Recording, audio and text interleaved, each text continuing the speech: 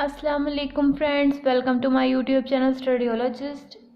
आज हम करेंगे तर्जुमा तालीम कुरान, जो कि 11वीं क्लास में नई बुक ऐड हुई है। ठीक है, तो ये बुक आपने देखी होगी काफ़ी सारी वीडियोस में, लेकिन मैं आपको एक खुलासा टाइप न्यू बुक है, ठीक है, इससे करवाऊंगी, क्योंकि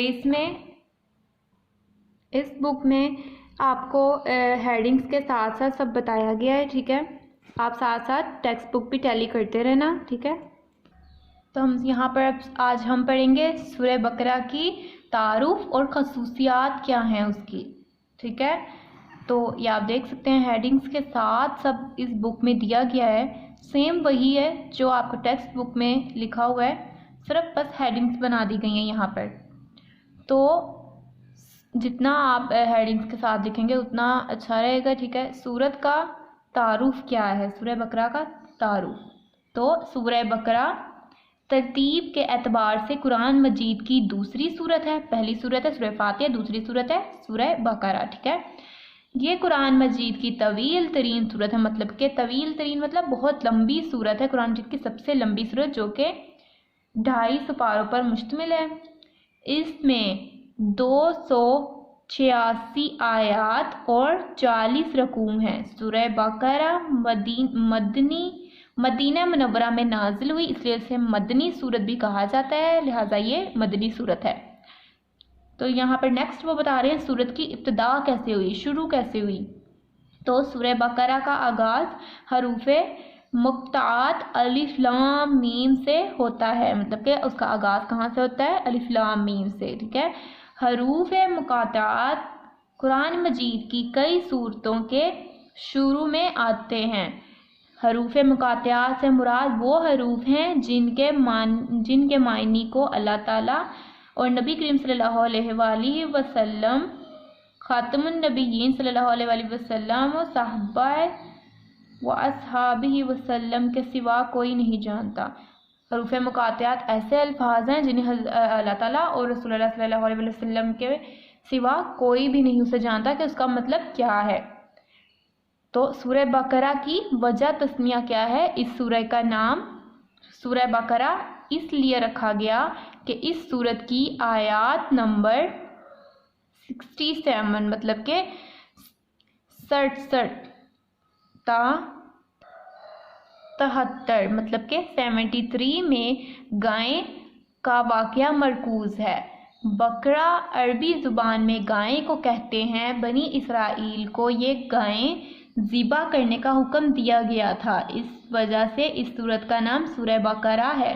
सूरह बकरा में मरकूज इस वाक़ये में मुतअद्दिद हिकमतें हैं, और इन हिकमतों में से एक अहम तरीन हिकमत ये है कि अल्लाह ताला इस बात पर मुकम्मल तौर पर कुदरत रखता है कि इंसानों के मरने के बाद इन्हें ज़िंदा कर सके। सूरह बकरा का ज़माना नज़ूल के कब नाजिल हुई वो, तो सूरह बकरा नबी करीम सल्लल्लाहु अलैहि वसल्लम की हिजरत मदीना के बाद नाजिल हुई।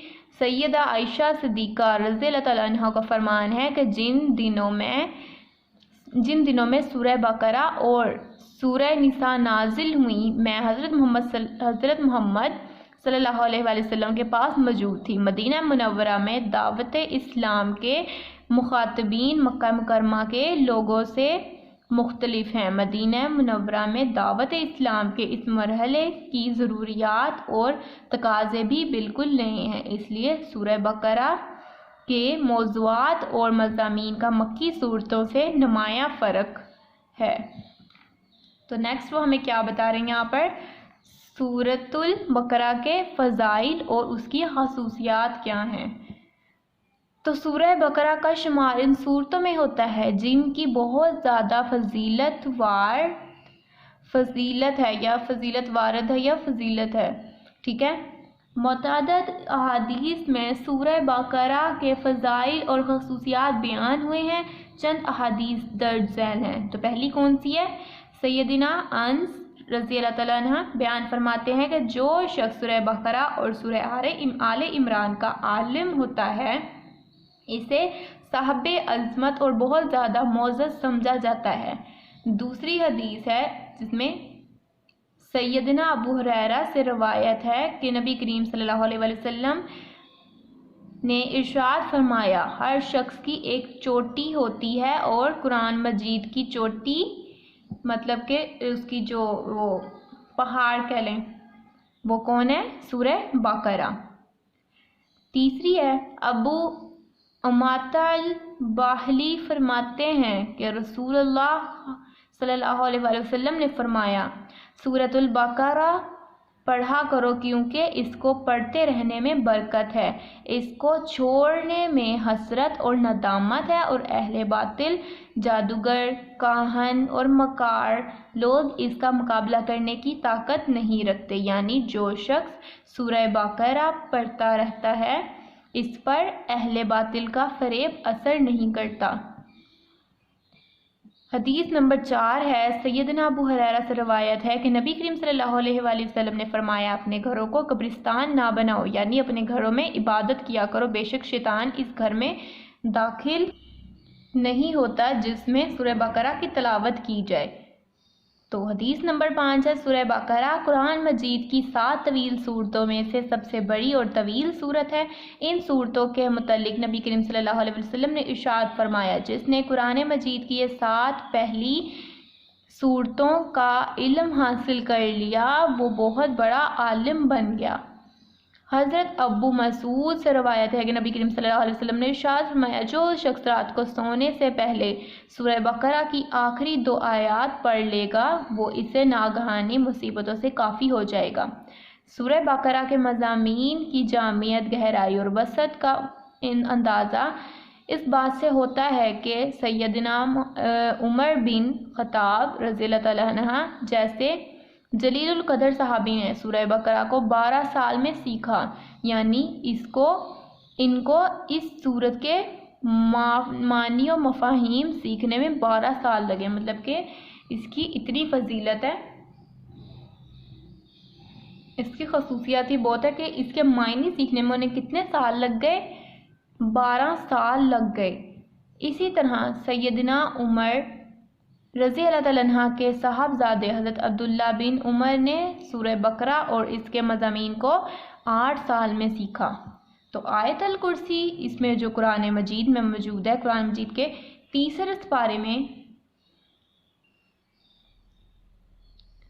قرآن مجید کے دوسرے سپارے میں آیت الکرسی موجود ہے، تو اس کی کیا فضیلت ہے؟ قرآن مجید کی بہت زیادہ فضیلت والی آیت الکرسی ہے۔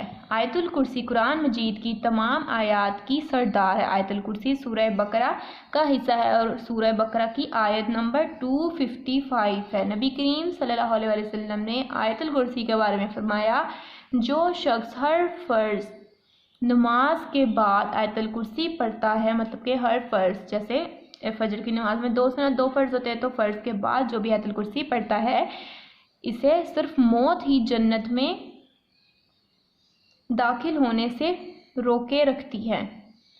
اسی طرح نبی کریم صلی اللہ علیہ وسلم نے فرمایا جب تم اپنے بستر پر جانے لگو تو آیت الکرسی پڑھ لیا کرو، صبح تک تمہارے لیے اللہ تعالیٰ کی طرف سے ایک نگہبان اور محافظ مقرر رہے گا اور شیطان تمہارے قریب بھی نہیں آ سکے گا۔